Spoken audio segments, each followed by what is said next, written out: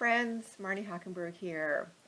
Well, let's talk more about this Chinese virus, this crisis, this hammer of tyranny that has literally smashed down on our liberties and rights here in Minnesota. There was a opinion piece that appeared on April 10th, a letter to the editor, and I thought it was very well written. So I want to read it to you. And it was written by a person, his name is David Arundel. I don't know him personally, but he sounds like a very reasonable person. His title is, "We Need a Plan That Doesn't Recklessly Sacrifice Lives. There are more ways to end a life than physical death." And he starts out, he says, "The smartest guy I ever did business with was named Eddie Steele. I loved Eddie. When I was 50 years old, Eddie would still call me kid. Eddie used to say, 'Kid, there are three sides to every story, yours, mine, and the truth, which lies somewhere in between.' There are probably three sides to this COVID-19 story. The truth lies somewhere in between the two sides of the arguments for and against the drastic steps our government has imposed on us to theoretically contain the virus. On the one side of the argument is the group saying, quote, 'No one should die because of this virus,' or, quote, 'We could all die of this virus.' If death was to be avoided at all costs, the following activities would be banned or seriously curtailed. Driving, 40,000 deaths per year. Smoking, 450,000 deaths per year.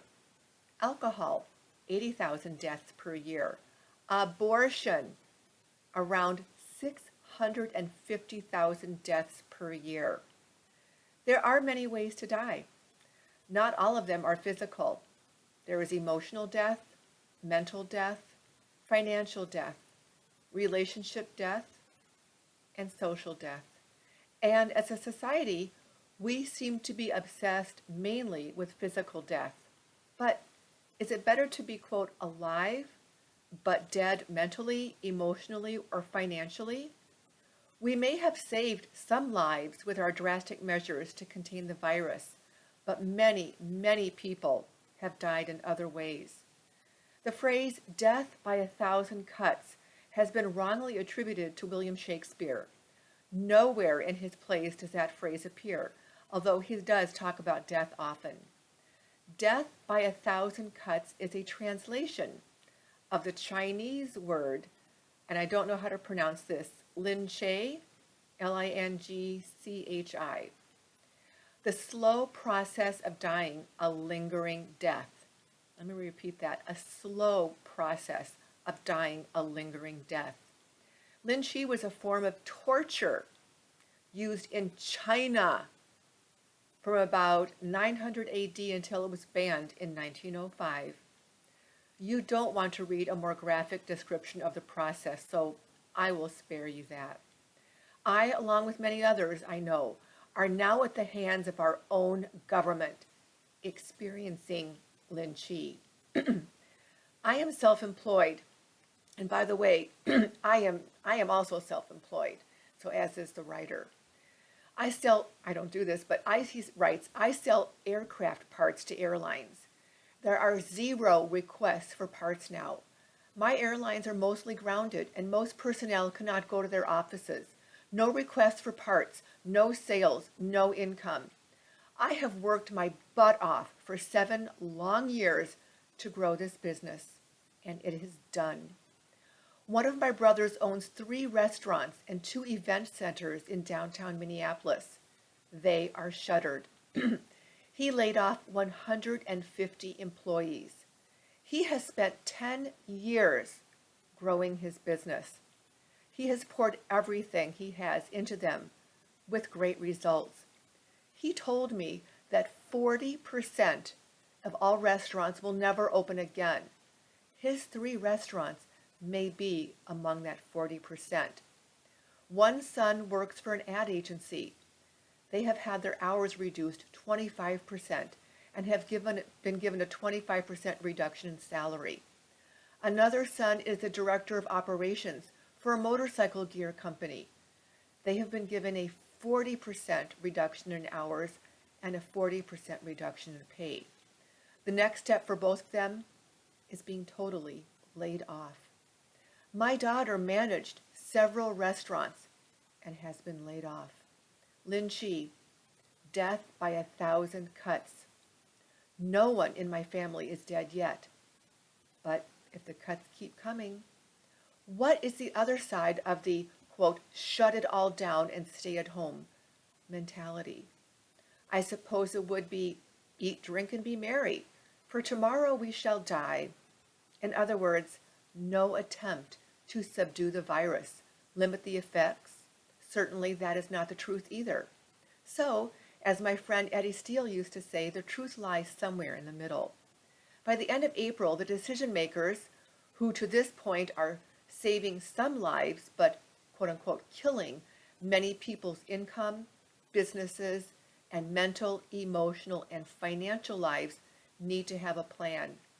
A plan that protects those most vulnerable, elderly people with underlying serious medical conditions, but gets the rest of us working again. I'm going to repeat that. Gets the rest of us working again.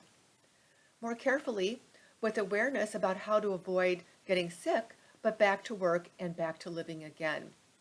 Every day in America, around 8,000 people die.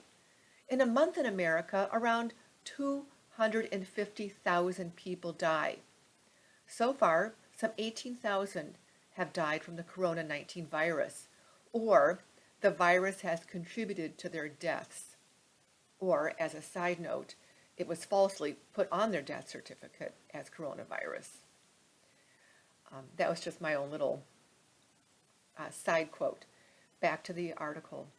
So far in Minnesota, according to your paper, Friday, 57 people have died from causes associated to this virus, out of a state population of about 5.5 million. To date, our federal and state governments are using a bazooka to kill a mosquito. There is no doubt they will kill the mosquito, but the collateral damage from killing the mosquito with a bazooka will change the lives of hundreds of thousands of Minnesotans, if not millions of Minnesotans, forever. My family is sacrificing almost everything we have worked for so that fewer people will get sick with this virus. Almost everyone who gets the virus will survive with no long-term effects. In your paper this morning, you point out that the median age of people dying in Minnesota is 86. And I believe you point out that 77% of those hospitalized had serious underlying health issues. Protect those people. Stop cutting the rest of us. We cannot be expected to give up everything we have worked for in this fight. Find a truth that works for everyone, and by God, find it soon. The haters may now pick up their pens and write the paper asking, quote, how dare this man talk like this? If you sat in my chair, I dare say you would write the same thing. So I would like to thank David Arundel for writing that very thoughtful and poignant and to the point letter to the editor. Friends, it is time for America to get back to work. As President Trump repeatedly says, America is not meant to be closed down. Americans are hardworking entrepreneurial people.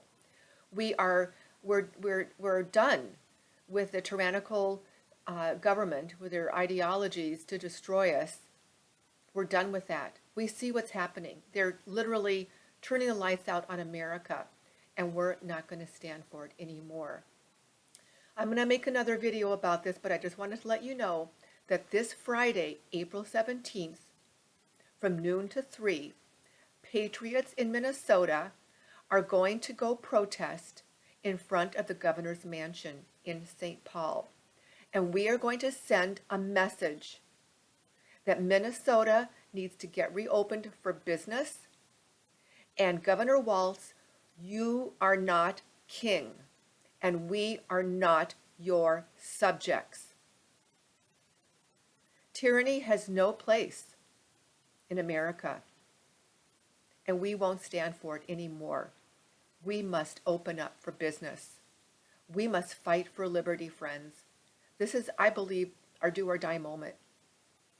As you're watching the sheep bend, and I understand, I get it's a deadly virus. That's the conundrum, isn't it, that the Chinese have put us in, this bio warfare. We all know about that. We know what's going on. There's plenty of other wonderful resources to inform you on truly what is happening to us. But just from me personally, I feel very strongly that America must reopen. So look for another video. I'll make that tomorrow with more details, and you can share it with your friends. We need patriots to come down in front of the governor's mansion on Friday, on the 17th, to stand for liberty. Thank you, friends. God bless you. God bless America. And of course, God bless President Trump. To liberty.